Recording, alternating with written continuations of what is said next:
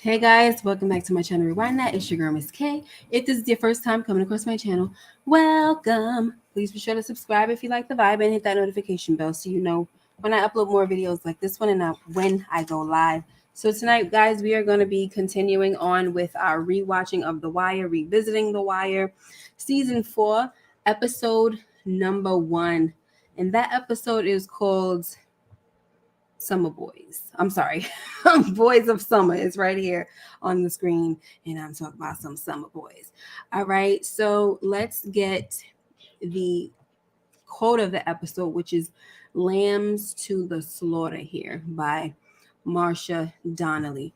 All right, guys, let's get into this episode. Out the gate, they came swinging with this one, and I'm excited. We get the new generation. What's up, Rashonda? We get the new generation, guys, and they're coming in. Okay, listen, these kids are not coming in heavy. We still got folks, we got Marlo and them coming in heavy. We got people on Bodhi's side coming in. Like, they are just already doing the daggone thing. Okay, what's up, Marlon?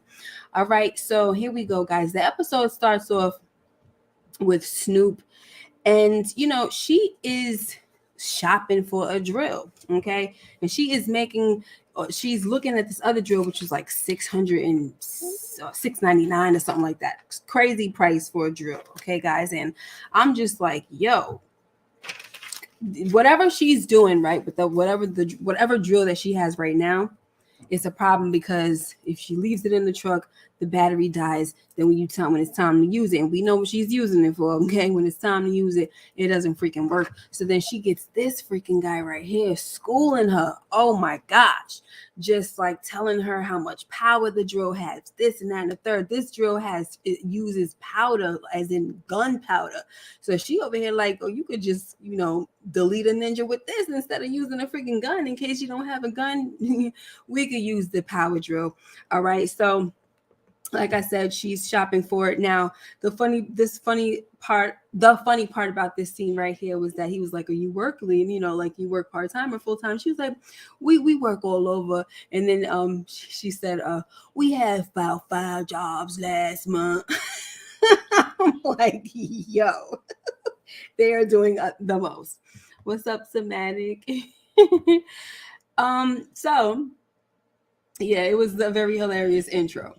So, I also like how she gave him the money. Like, yo, you work hard for that. You know what I'm saying? You work hard for that buck. So she goes outside and she's schooling Chris now. Like, oh, it's this, that, and the third, blah, blah, blah. And Chris is just looking at her like, what? Because she went up in there and got a whole daggone lesson, child. Okay. What's up, Eric S? All right, guys. So let's move on. So, guys, we have Freeman, and he's with Kima, and they're going over, the wiretap, right? So now it's not Barksdale's crew anymore, guys. This is Marlo Stansfield's crew, okay? And Freeman tells Rhonda that they got 7 members of Marlo's crew on the wire, right? We quickly see, all right, that Marlo's organization ain't got nothing on Barksdale crew, all right? Kima says that Marlo's crew is sloppy enough that they may be able to track a phone or two up to Marlo or the people he keeps close to him. So Lester says that Marlo may have a lot of heart and a lot of corners, but he's a babe in the woods when it comes to this stuff right here. Okay, like, he don't got it on lock like how Stringer had it in Avon. All right.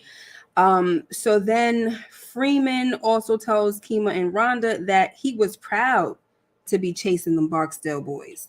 But this kid right here, talk about Marlo, is a different kind of story. He's a different kind of ninja. You know what I'm saying? So I love the fact that they won't allow us to forget the Barksdale crew. Like, how could you forget them? I mean, look how hard it was to get them. Like, it was like 3 seasons, you know what I'm saying? Like, it was just almost impossible. Okay. All right. So then Freeman tells Rhonda that actually he lets her know that he wants another 30 days on their taps. Plus he has to give out some subpoenas that need to go, right? Some subpoenas need to go out. Sorry about that, guys. So at this point, Rhonda is pretty pissed off because, she's like, you giving me a stack of files right, of drug money subpoenas 4 weeks before the Baltimore City primary. All right. And this is a problem because there are some political figures tied to the Barksdale money trail. That is what he's giving her. He's given her a file of the Barksdale money trail. So the Barksdale case is still going on. There's still an ongoing investigation because there was a lot of things found in Stringer Bell's apartment or condo. Okay. So next, as we have Carcetti, and we see that, he's still doing his thing, running for mayor, right? And he's sitting down with the former mayor of Baltimore. And this former mayor simply tells Carcetti that the day of the white mayor in this town is over. So I'm not going to talk much about Carcetti anymore throughout this live. But I will say that for him, it's not looking good. He's very frustrated. He's going through a lot of things. The numbers are not looking good. And he just doesn't feel at this point like he can win. All right. Okay, guys. So next we have Lex, and he's telling Bodie that he has a problem with Fruit messing with this chick named Patrice because, Patrice is supposed to be his thing and whatnot. Right. And so Lex tells Bodie that if Fruit doesn't back off, he's going to put a couple of hot ones in him. Bodie tells him it's not worth it because Fruit is Marlo's man, okay? And Marlo has the world by the freaking balls at this point. So it's just best that you leave that chick alone, all right? Now, unfortunately, we see later that he does not listen, all right? But in the meantime, we see Slim pulling up, and he's asking Bodie, like, what's going on? You ain't hit me up in a minute, like you stepping on a package or something like that. And Bodie's like, no, it's just dry down here. Like, ever since we moved from Fayette, it's been slow. And, he's pretty pissed off because he feels like he doesn't like backing down. So Slim tells him that Marlo wanted Fayette.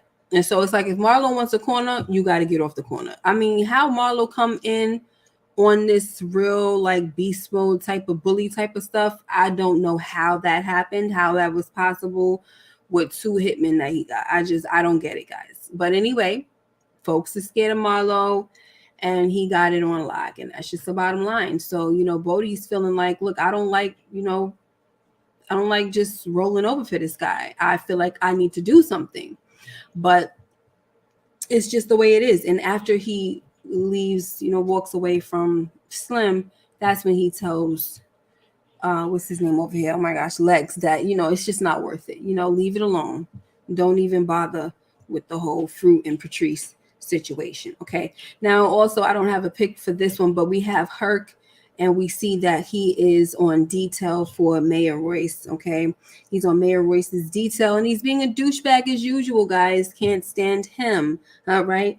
But anyway, guys, Chris and Snoop are putting in that body work. Like, this is what we are introduced to. This is what they need the drills for and all that good stuff. Okay. They got to visit hardware stores for the deletion that they be putting out. Okay. Out in these streets. We also see that they are using these abandoned houses to rack up the bodies in. All right. So in this scene right here, you see that they're putting in some body work in an abandoned house.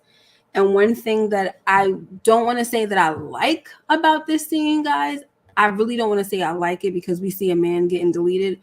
But I kind of like how when the guy was trying to beg for his life, Chris was like, don't fret, boys. I got you covered. Quick and clean, I promise. And it was like, really, it was just, it wasn't evil is what I'm trying to say. And maybe in his own way it is. I don't freaking know. But to me, it just didn't seem to be evil. I mean, maybe there's some kind of history there that this is somebody that was a part of their crew. Guys, if, down the line, you find the backstory of why they deleted this man right here, please do not type it in the chat because I don't remember, but the way this kind of interaction went and how he told him and promised him that he would have a quick and clean death makes me feel like he was familiar with the guy, and he didn't want to hurt him or torture him, but he was just doing his job at this point, right? All right, so that's pretty much all I wanted to say. This is me, to be honest, once again, really getting to know Chris and Snoop all over again, and all of these characters in The Wire, because I forgot, and It's been over 20 years, so it's that. It's that. That's it. Chris is cool but deadly, right? Absolutely, you can't dispute that. Okay. All right, so guys, we're gonna talk a little bit about the dynamics between Dookie and Naaman. But first, we meet the boys, the young boys, the new generation. Naaman, Randy, Dookie, who else? Michael. You know, and the only one that's hustling at this point is Naaman. Naaman is Weebay's child, his son. We don't know that yet, but we all know that, right? The only thing that Bodhi says is he lucky that he basically got a chance because this is his, because of his father. But we don't know who his father is right now. But anyway, he's nothing like his dad, and I'm gonna leave it at that. Okay, so we see the dynamics between Naaman and Dookie. It seems to me that Naaman is the main one who always picks on Dookie. They have a fight. First of all, Randy's over there trying to get this pigeon, and I think the bird was called. He thought that the bird was a homer or whatever. And if you get a homer, you could, I don't know if you could fight them or you can get some money, whatever they was trying to do, right? And so Dookie was kind of away from them, and he threw a bottle and it scared the birds away. So now Naaman comes over there cursing him out, like, what you doing? You scaring the birds, blah, blah, blah. And then they start going at it and all this and doing this little girly fight. Michael gets in between it and everything like that. Okay. And so then after that, we kind of see a little bit here, and it's not that obvious yet, but Michael is the protector of Dookie. We don't exactly see that all the way yet. But in one of the other scenes when they were at the ice cream truck, you saw a little something there as well. And I'll talk about that a little later. Okay, so after the boys leave, we have Dookie telling Randy that the bird that he was watching or was trying to get at was not a homer. Okay, and he knows a little something about it because somebody that has a pigeon coop or something like that be schooling him. Okay. All right, so that's that. All right, guys. So we got Prez, all right, and he done made it into the Baltimore school system. First, they looking at him like, what in the world are you doing here? Like, they wasn't really trying to give him no freaking time of day because these kids are rough. And it was like, well, what kind of job? Because I guess he's going to be a math teacher, but he don't have his certificate or nothing yet. It's coming through. And so the lady is like, the principal, she's like, so what work did you do before this? And when he said police, it was like, she's like, okay, I'm Principal Marsha Donnelly. Like, welcome, because we need a freaking ex-officer up in this daggone school. So him being a cop definitely got him the job like this, okay? But we see him kind of, sitting in the class, sitting in orientation and things like that, and the other teachers are complaining and things of that nature. Then you also see at the end where he gets his classroom, and that thing was a hot mess. Like, I don't give a daggone, guys. Look, school is about to start. It's about to reopen, right? Summer is ending. School's about to start. There is no freaking way that when you go into a classroom, it should be still looking like how it was left on the last day of June in school. Like, on the last day of school in June. Like, it's been almost 3 months and y'all still haven't cleaned up the classroom from when the kids freaking trashed it. Are you freaking kidding me? Like, this is insane. This is crazy to me. So anyway, he goes into his classroom and she's like, this is all yours, and the classroom looks like the kids been just throwing chairs, like chairs on the floor. It's papers all over the place.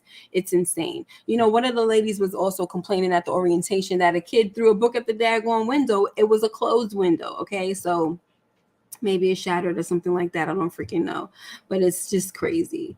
All right, Presbo, the cop turned teacher. Yup, the cop deleter. Okay, guys, so let's see. So now we also have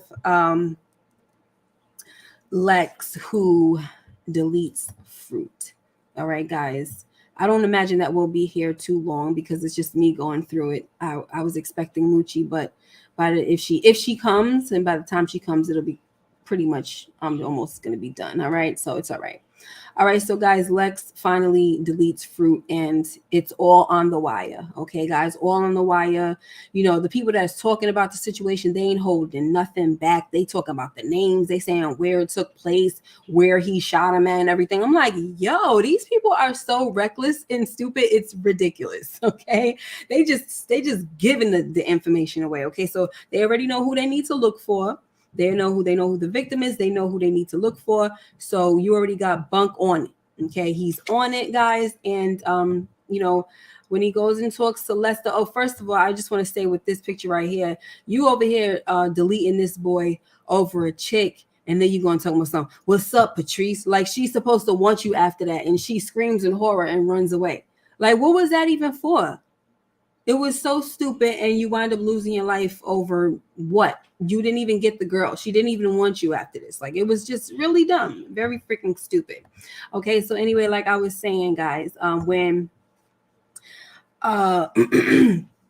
when Bunk and Freeman talk about the Fruit deletion, right, or extermination, Freeman is baffled by the fact that they haven't seen any bodies, right? We also hear him and Kima talking about this, like there's no bodies out here, like it's crazy, right? It's dry. We don't have anything. Like this case is so dry right now. It's not a high profile situation because there's no bodies. Okay, all right. So he's saying that like I said, he's baffled by the fact that there's no bodies and that this is the first drug hit in months, right?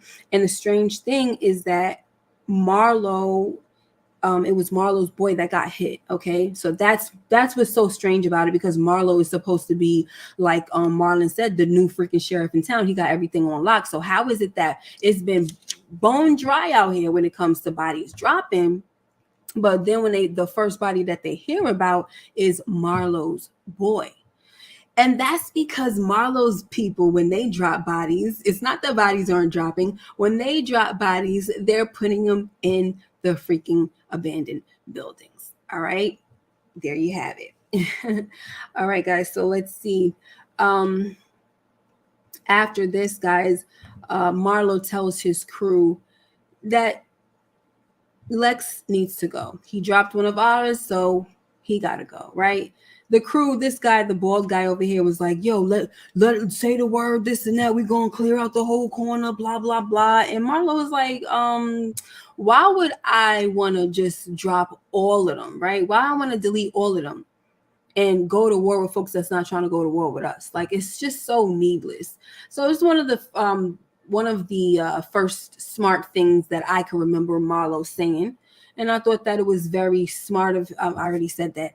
I thought that it made a lot of sense because I've always looked at Marlo as someone that just always wants to drop a body. Like that's just how he is, right? But he makes a lot of sense. Like, why go to war? So now all of a sudden, but the crazy thing about it is this is a change compared to how he was with Barksdale. Like, he was always with going to war with them. So, okay. Marlon says, I was rolling when Bunk said, look at that bow leg him up. Then he said, I made him like that. I made him walk like that. Something else. All right, guys. So the Terrace boys jump Dookie, okay? And Randy has a plan. Okay, first you get Naaman saying, oh, ain't nobody gonna do that to him but me. You know, nobody could beat up Dookie but us, right? And so they're like, okay. Randy was like, yeah, but it's even, so we got to come fight back with something else. Now Mike over here thinking he's talking about some gunplay, but he's like, no, it's not that. You know, I got a plan. So he comes up with the freaking plan, guys, and the plan is freaking crazy, okay? These kids put pee in some water balloons and go and attack the Terrace boys. But unfortunately, it backfires on them, and they pretty much get their behinds handed to them. They get beat the freak up. One of the kids winds up going to the hospital needing stitches because he got hit with a daggone brick. Them kids was picking stuff up, okay? It was very dangerous, okay? And, you know, Naaman, he's running, right? Everybody's running. And Dookie, he's there too. He's just to the right, but I had to cut him off to make the picture, you know, make it fit. But he is there as well. And when they run, Naaman is kind of like off in the cut, and he sees Mike getting jumped. And then some other boys coming down. He was like, screw this, I'm out of here. So he left his boy, which is very punkish, right? When they meet up at the ice cream truck later on, Naaman has his clothes changed. He ready to buy everybody ice cream and all that stuff. Except for Dookie. Dookie's like, I'll pay you back or whatever. And he's like, you can't pay me back. You don't be getting no money and all of this stuff like that. So clearly Dookie is very poor. But Michael comes and he's pretty beat up, right? Got marks on him, everything. All the other kids got, scuffs and, bruises on them, except for Naaman. And so Mike looks at him like, oh, so you got away? And he's like, yeah, hurt my ankle or sprained my ankle a little bit. And, Marlo, Mike is just like, but you got out though, right? Like, I'm not buying it, So now when it comes to buying ice cream, he tries to change the subject, and Naaman is like, can want me to get you some ice cream before we get out of here? I'm buying ice cream for all of the dudes that stood tall or whatever. And Dookie was like, I was down there. Oh, sounding so sweet and innocent. And this dude is just so mean to him, Naaman. Man, F you. Like, why F him for what? You guys was the one, you were the main one saying, oh, nobody could beat him up but me, but us and all of this stuff. So why F him? This was supposed to be for him in the first place. So why he can't get no ice cream? He was the first one that got his freaking behind whooped. Anyway, just totally disgusting. But you know what? This is what I was talking about earlier, where you could kind of get a sense that Michael is, the protector of Dookie, even though we don't see that all the way yet. But because I remember that and I know that, and then I'm seeing in the very beginning stages of it and how he ice grilled Naaman when he said F you, like, I'm not buying you no freaking ice cream. He gave him that ice grill, like, what? And that's when Naaman gave him the $1, but it looked like he was giving him the $1 with the middle finger as well. Naaman just does Dookie wrong. Yeah, a daggone shame. Okay, so the funny thing that I thought, guys, was when Randy went home to his mother, and she was like, "Boy, why you smell like pee? What you been into lately, or whatever? Like, I mean, what you got into today?" He said, we was playing with Dookie. And so I just started cracking up. Like the first time I watched it, that it went over my head, right? But then I'm over here like playing with Dookie. You smell like pee and you were playing with Dookie. It just sounded too funny to me, and I thought it was cute.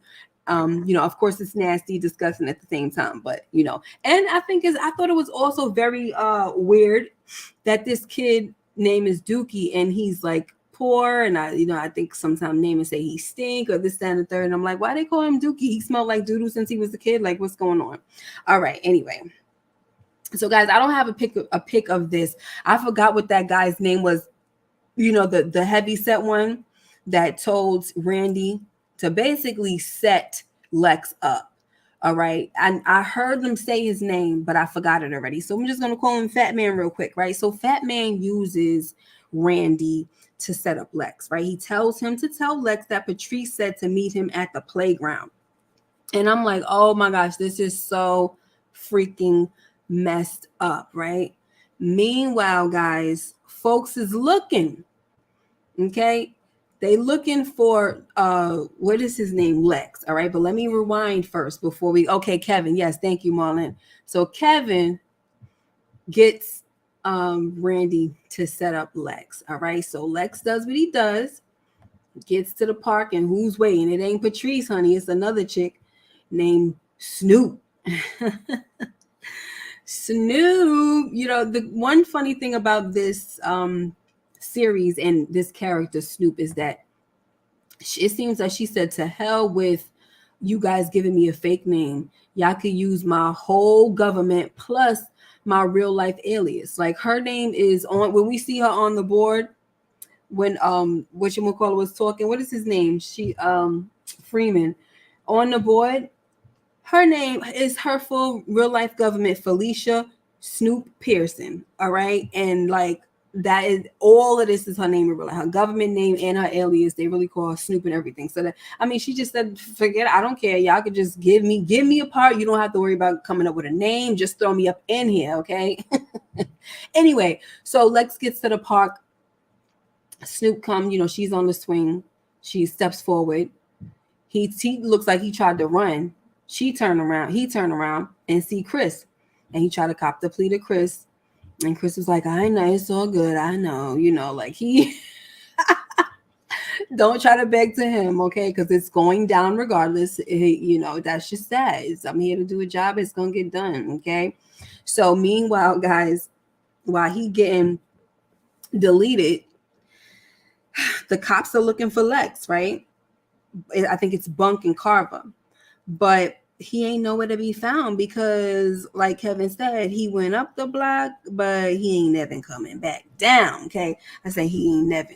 That daggone name Kevin got in my head. He ain't never coming back the freak down. All right, guys. So that is a daggone shame, but it is what it is, right? This dude did something very stupid and he shouldn't have went that far because it wasn't worth it. But for Fruit to go out that quick, like the first episode of season 4, I'm like, whoa, I was not expecting that at all. Okay, so guys, let me see what else we got. I think that's pretty much it, guys. I'm about to end this live. I'm sorry, it's not a lot of people on here, so there's not much interaction, but it's okay. So we already, like I said, I promised I'll be here week to week every Tuesday. What else did I miss that I wanted to probably talk about? But anyway, yeah, so after this situation happens, Kevin comes down the alleyway and not Doogie, Randy is there, and he's like, yo, what happened to he was like, yo, and called him. And so Kevin was like, come here, let me holler at you, whatever. Did you do what I told you to do? And he said, yeah. He said, oh, you must have, because what I just said before, he went up the block and then come back down because Chris and Snoop bow. And I was like, yo, this guy straight up, first of all, you had this little kid set him up, and Randy kind of knew what was up when Kevin first asked him to do that, and he was like, why don't you do it yourself? And he was like, nah, because I don't want Bodie to be getting on me this now. I want to hear his mouth, blah, blah, blah. And so Kevin kind of knew what was up. So this is something that's hard, has to be hard for him. One thing that I do remember about Randy, I said, did I say Kevin? It was Randy I was talking about. One thing about Randy is that he wasn't like that. He wasn't that kind of kid. He was a little businessman out here. You saw him selling candy and things like that. He was one of the characters that I found to be really lovable.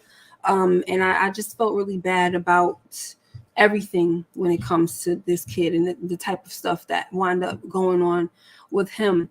But yeah, Marlon, little Kevin put Randy in a dangerous situation. He really did. And then on top of that, he tells him what happened.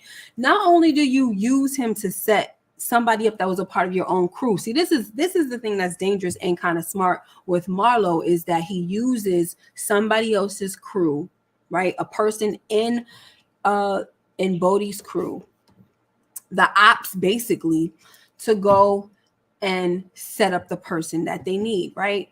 And because why would you're not gonna think anything of it if you tell somebody that this is somebody wants to meet you here, there, whatever, they're not gonna think nothing of it.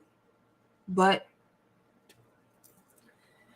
what is his name? Lex, he didn't see it coming with his stupid behind.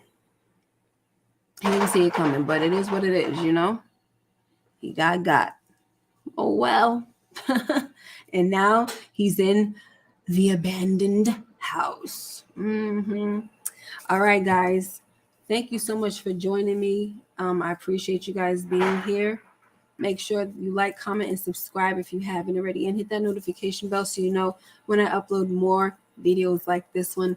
Until next time, you guys take care and be blessed. Thank you, Marlon, for being here and interacting, and Eric S. and Somatic and Rashonda and Daria. You guys take care.